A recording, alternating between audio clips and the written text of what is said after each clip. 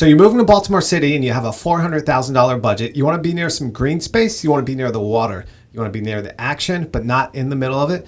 We think Butchers Hill is a great neighborhood for this. I'm here with Caitlin and Nick. Hey, guys. Hello. Hello. Today, we're going to talk about all of the Butchers Hill market data. We're going to talk about the zip code that it's in. We talk about the zip code because there's a little more specificity. One of the things about Butchers Hill, it's a blurry line. So the way that properties and data gets entered in the system, there's a lot of overlap. Some people call it Upper Fells, some people call it Butchers Hill, some people call it Washington Hill, some people call it Fells. So because of that, we talk about the zip code. And if you like this video, please like the video, subscribe to our channel, and let's just jump right into the data. But first, why do people love Butchers Hill so much? People love Butchers Hill because, kind of like you said, you can be in Fells Point without being right down in all of the action.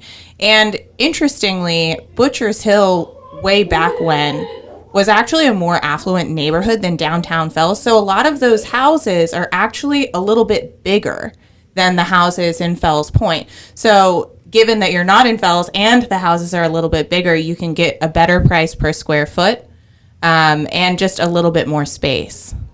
Yeah, I mean, you touched on it. My favorite thing about Butchers Hill is the architecture. These gorgeous 3-story brick front townhomes that are, really deep lots. It's really quintessential historic federal style architecture. And then proximity to Patterson Park. It's right there on the northwest corner. All the events Patterson Park has, just the sheer size of it. It's a great little neighborhood.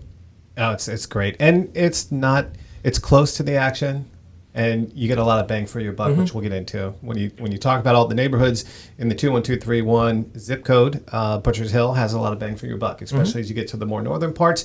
But it does have a little expensive area, too, along Patterson Park Avenue and some of the main arteries into the neighborhood where you have these grand, almost mansion-like homes in some of these properties. So let's get into the data. So when you look at new listings so we got the new May data out, right? We're in June. We got the new May data out. Listings in May were down 58%. So it's very similar to a lot of neighborhoods. You had new pendings down 37%. You had closed sales down 20%. And that's year over year, too. So, it shows, too, that there's just not a lot for sale.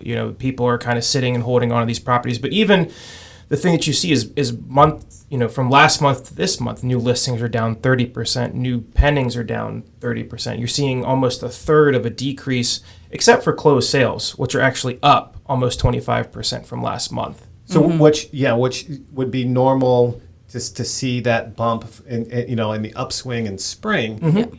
What's very unique about May in this zip code right now is there's a price decrease. So that's new, right? Yeah, that is new.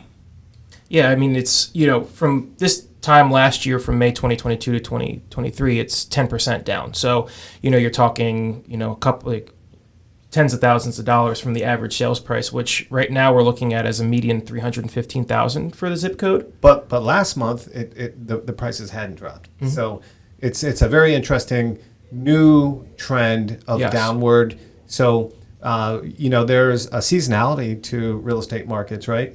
So you start to see when the volume slows down, you'll generally see pricing drop a bit. And we're heading into the summer. So, but this is May data. So what that translates to is more opportunities for buyers. I mean, it's still low inventory, but if you're seeing prices drop, then we're going to see our days on market go up, right? So right now, days on market is at 19. The 5-year average is 35.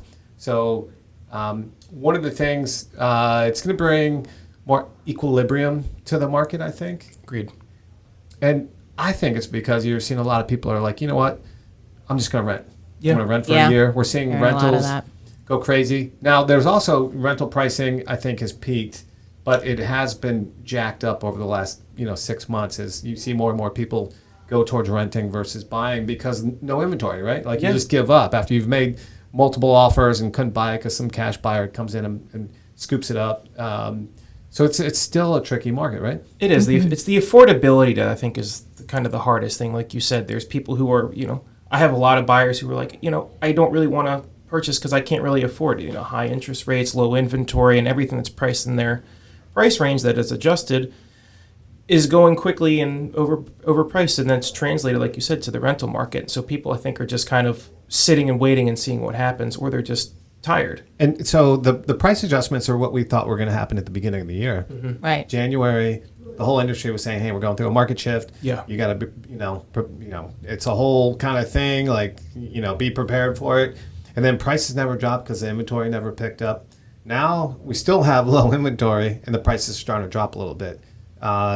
That is going to open up more opportunities, but I think it's really interesting to try and figure out where it's going to go. Like generally, you see a slowdown in towards the end of the summer. People are vacationing. So I think as a buyer, you're going to see some good opportunities. Not as much volume as normal, but I think, if you were in the early part of the year trying to buy a house in the 21231, it was difficult to get a good house at a good price without a lot of competition. Now, as things slow down a bit, it might be the time for the buyer that has that flexibility, right? Yeah, absolutely. Okay, let's talk.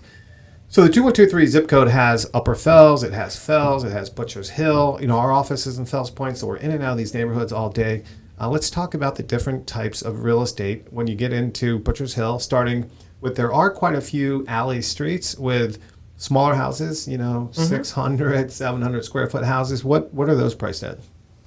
I mean, you're looking at those probably in the upper $100,000 range to almost the mid twos, depending on, you do have some that are 750 square feet, depending on the street, that go up to maybe like 990, 1,000 square feet. A lot of them are 2-bedroom, 1-bath. You could find a 2-bed, 2-bath.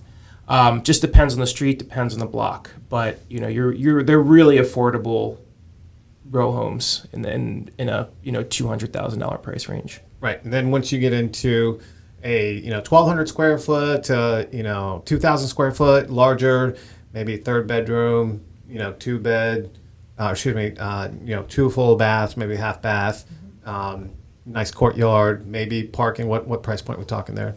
Those are going to be closer to the anywhere from $300 to $450, depending on finishes and the actual square footage, and again, location. Great. Yeah. Then, I don't know if I mentioned in this description of this video is going to be a 3-year running data stream of all the different data points that we talked about earlier. So save this video.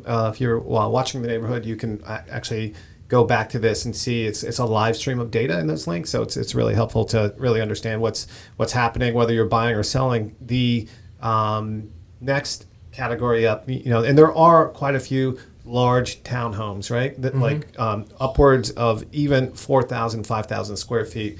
But what are the grand homes, Patterson Park front, or even the larger ones up on Baltimore Street or some of the main streets like Pratt or Lombard? What price ranges are those larger? 600,000 and above. Yeah. You could probably push, for the higher end, just gorgeous historical, really well updated, well preserved homes, pushing 800 and above. Yep. These grand houses, are just, gorgeous, and they, people love to live in those. So they pay a premium for them. Yeah, in the last 90 days, there was a house that sold in that neighborhood that was 5-bed, 6-bath, 4,000 square feet, and it sold for $875. Right. So Yeah. What street was that? that was on Patterson Park Ave. Right on the park, yeah, Yeah. probably. Okay, yeah, that sounds like one of those big, grand parkfront houses. And it's awesome. I lived on Eastern Avenue, which is in Canton, right on the other side of the park. And parkfront's just really amazing because of all the activities and stuff that you talked about. There is a little bit of new construction speckled throughout Butcher's Hill, but not as much as you'll see in some other neighborhoods, right? Yeah. What? Very little, though. Yeah. Right. And really, there might be a condo or two, but not really anything significant in Butcher's Hill. You'd from a have to condo go standpoint. farther down towards Harbor East or Fells Point to get a condo, or closer up towards Johns Hopkins. There's a few buildings speckled in there. Yeah. It's just such a small little chunk. And it's blurry, right? Yeah. Like, you could ask 10 people the borders of Butcher's Hill, and they'd all tell you something different. And but I love Butcher's Hill. I think it's a great community. It's got open space. It's got the park is just really. I mean, we'll all claim Patterson Park is ours. All the different neighborhoods. It's true. But it is just the other thing with Butcher's Hill is it's right next to all these other really fantastic neighborhoods that all blend together as well. So you can walk over to, you can walk to Patterson Park, a neighborhood. You can walk to Highlandtown. You can walk to restaurants and bars and shops in Canton, Fells Point, all over the place, right? Yep.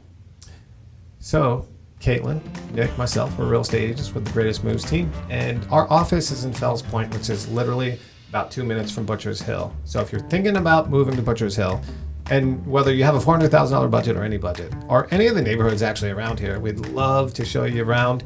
Reach out. Our contact info is in this description. Please like this video.